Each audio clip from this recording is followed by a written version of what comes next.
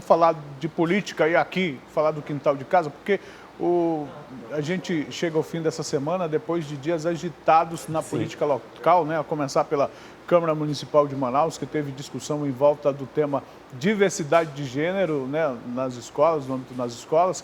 Os vereadores já conseguiram, inclusive, chegar a algum acordo sobre esse assunto, né, Dante?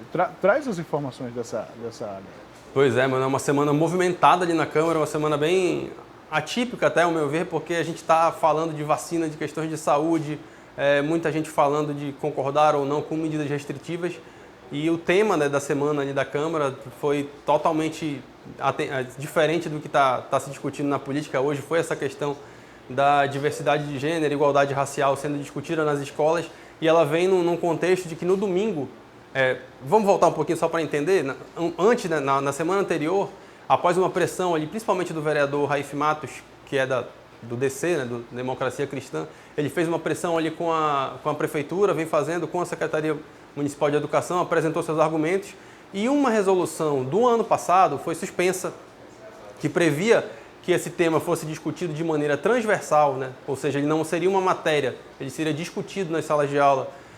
Ele acabou sendo suspenso, essa resolução que previa essa discussão foi suspensa, e no domingo o juiz suspendeu a suspensão, né? Então ele determinou que continuasse valendo, o juiz Cássio Borges determinou que continuasse valendo a resolução do ano passado. O argumento do vereador Raif é de que precisava haver uma discussão com as famílias e tudo mais.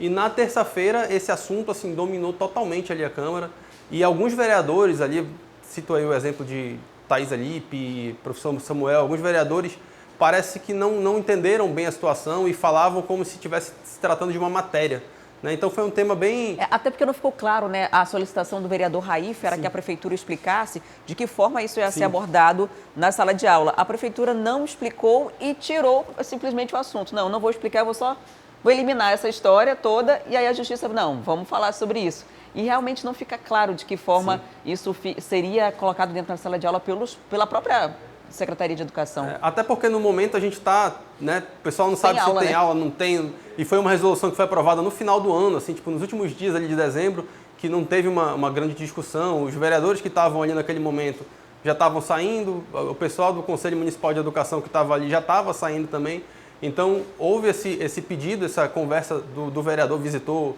eu lembro bem da visita que ele fez ao secretário de Educação para fazer essa pressão, e aí trouxe essa discussão meio cheia de conflitos ali, digamos assim, né, uns achavam que era tema transversal, outros achavam que era matéria, e aí ficou essa discussão, e apenas uma vereadora, ali, a professora Jaqueline, que curiosamente professora, né, se manifestou ali favorável à discussão do tema. Agora, não houve uma conclusão, a CEMED não se posicionou mais em relação a isso, não teve uma nova decisão judicial sobre esse tema, sobre esse assunto, mas acho que o mais importante de tudo nesse momento é que a Câmara priorize alguns assuntos que a gente está vendo, a gente viu aqui no Manhã no Ar essa semana, buracos, crateras sendo abertas ali na cidade, em vias centrais da cidade.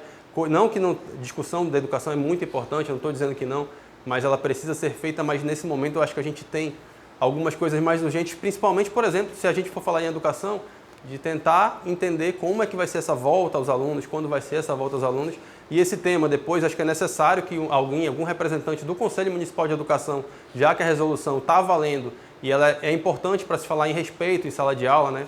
Em respeitar o próximo, respeitar as pessoas que têm visões diferentes, ela precisa explicar como é que isso vai ser trabalhado ali nas salas de aula quando as aulas voltarem, né? Exatamente. Agora, na Assembleia Legislativa, Dante, a semana termina com 2 novos deputados, né? Isso representa mudança no cenário dentro da casa, principalmente em relação à vice-presidência. Como que está ali essa dança de cadeiras na Assembleia, hein?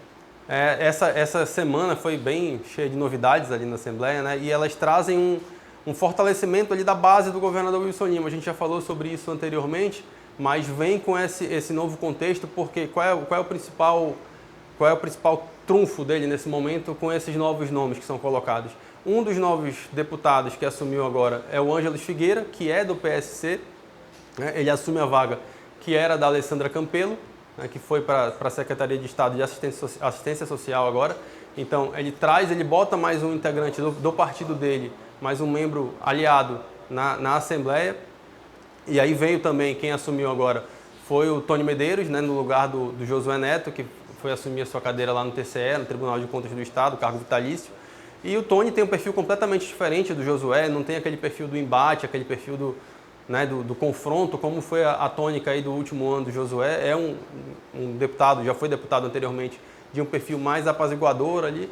E a outra mudança, né, que é significativa, que também mostra esse fortalecimento, é a assunção do novo vice-presidente da Assembleia Legislativa, o Carlinhos Bessa, que é do PV, mas foi o primeiro líder, né, do governo Wilson Lima na Assembleia Legislativa. Então é mais um nome que é aliado ao governador, que assume um posto importante ali na mesa diretora. Esse posto que era do Josué, né, do Josué Neto, e ficou vago por conta da saída dele também.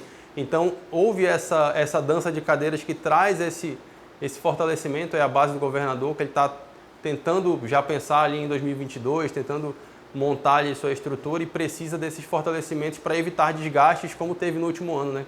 Com bastante discussão, assim, apanhou bastante ali de alguns parlamentares, então ele está fazendo essa reconstrução ali da base e aí vamos ver como é que vai ficar nessa próxima semana, agora com todo mundo já no seu devido lugar, nas suas cadeiras devidamente seus assentos, né? Tomadas, para ver como vai ser o posicionamento de cada um deles, né? Dante, a gente começou na Câmara, na Assembleia, agora vamos para o Congresso Nacional, porque a nova aliança entre governos, o Senado e a própria Câmara pode representar uma grande mudança no cenário político nacional, não é verdade?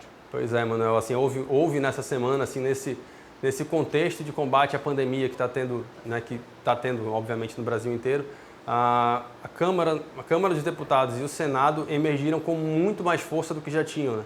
Muito por conta das pressões que foram feitas ali em cima do governo federal. A gente teve essa reunião na quarta-feira, né, uma reunião que o presidente da Câmara, o Arthur Lira, e o presidente do Senado, o Rodrigo Pacheco, tiveram um protagonismo muito forte, né? Se a gente for citar isso, por exemplo, o Rodrigo Pacheco, o presidente do Senado, é quem está fazendo toda essa articulação aí com governadores para tentar encontrar uma união. A gente tem visto várias vezes cartas de governadores criticando a postura do governo federal, pedindo posicionamentos diferentes. Então ele foi o escolhido ali para ser esse porta-voz com os governadores e também com os países que eventualmente tenham doses de vacina sobrando, né? Então essa liderança foi muito dada aos chefes das casas legislativas. Então isso traz uma mudança de cenário, uma mudança de foco e consequências imediatas, né?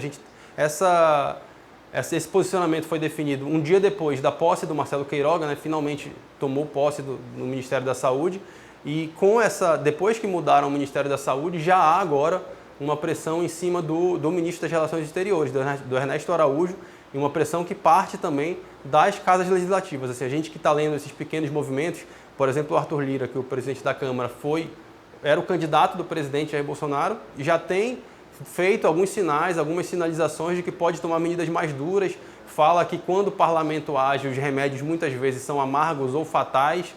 Então aquele clima de aliança 100% que se vendia há um mês atrás, ela já não acontece mais. É uma dinâmica muito interessante de se acompanhar e a gente vai ter que ficar bem vigilante para saber quem vai tomar cada passo, né? Quem vai tomar a frente de cada uma das medidas que vão servindo daqui para frente. O protagonismo dos presidentes ou das próprias casas nesse momento agora não é diferente justamente por conta da proximidade política de quem está à frente das casas junto ao governo? Será que essa proximidade não deu também um maior espaço para os representantes da Câmara e do Senado?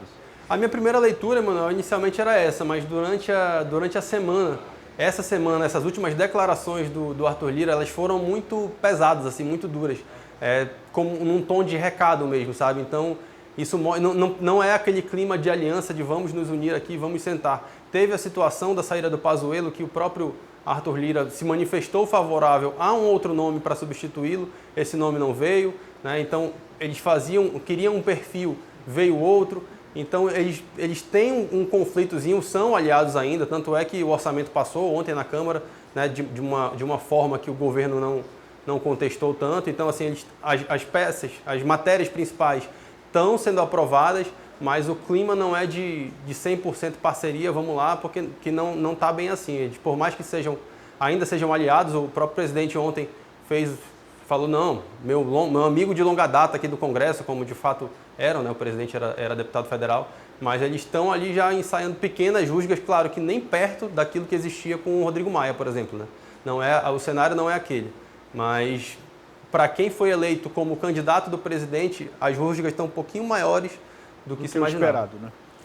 E isso pode ser muito bom, inclusive, né? Ter independência dos poderes.